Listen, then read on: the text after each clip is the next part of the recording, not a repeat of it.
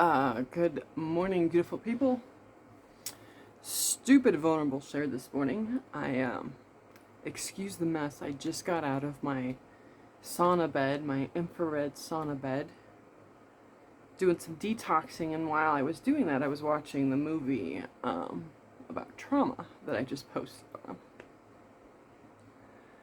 And I processed a lot in a very short period of time.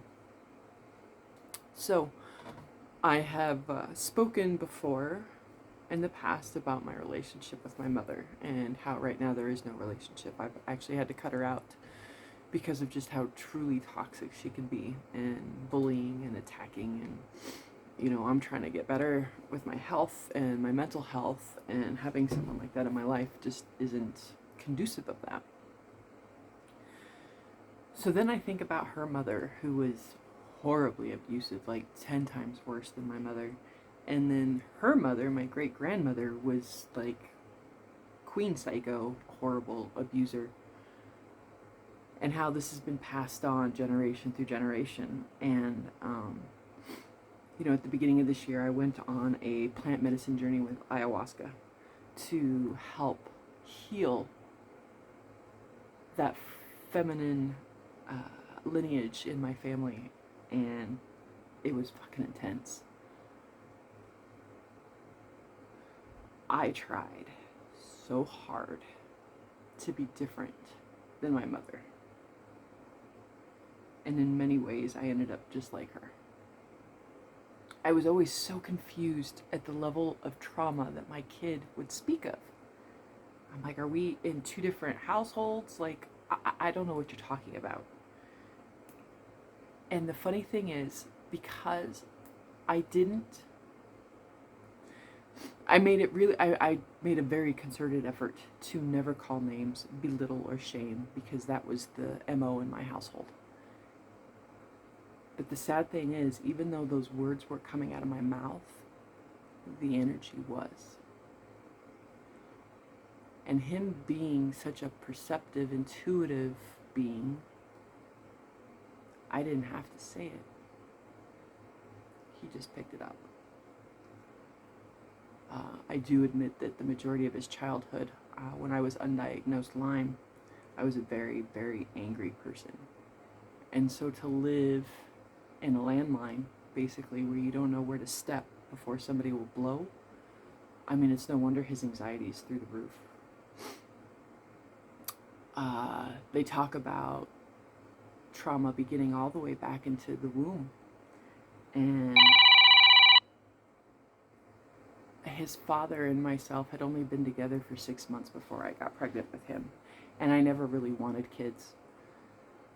So during my pregnancy with him, even before I knew I had Lyme disease, I just knew there was something wrong with me and my genetics and all this other funky shit. And I didn't want to pass it down to another human being. I didn't want them to experience the same life that I did, because it wasn't life. I was miserable 98% of the time.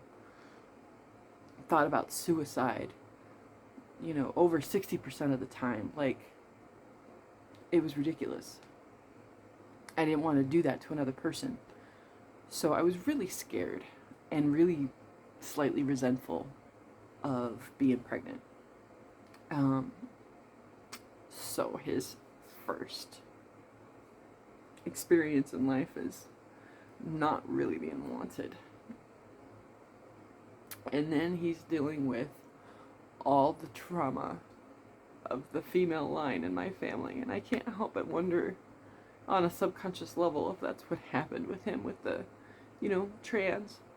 If at some point his body was like, if this is what it's meant to be, if this is what being a female is all about, I don't want anything to do with it.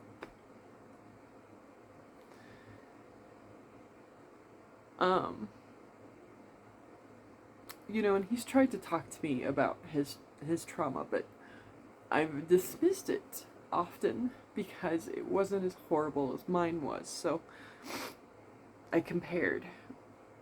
And that's the worst thing that you can do to somebody who's gone through trauma, is to not see them and not validate their feelings. Oh, and the other thing is, like I said, new mothers, don't do the cry out method. Don't do it, don't do it, don't do it. it instinctively felt so fucking wrong, and I did it anyway because I just wanted to sleep. Remember, again, I was sick, I was undiagnosed, and now I've got this kiddo keeping me up at night, and I just wasn't right. But more and more research is showing the trauma that does to the vagus nerve, and for them regulating their emotions because they're too immature. Their system is not developed enough for them to regulate their own emotions. That's what they need us for. So doing that, they shut down. Their vagus nerves, when you hear them go quiet, that's them shutting down because that's the only thing their body knows how to do. So don't do that. Please, new mothers, do yourself and your babies a favor. Do not do the cry out method. But so just a lot, just sharing a lot of ahas of trauma and how it affects people, how it shows up, addictions. My poor brother is probably one of the most struggling alcoholic I've ever met in my life. My younger sister had been morbidly obese the majority of her life.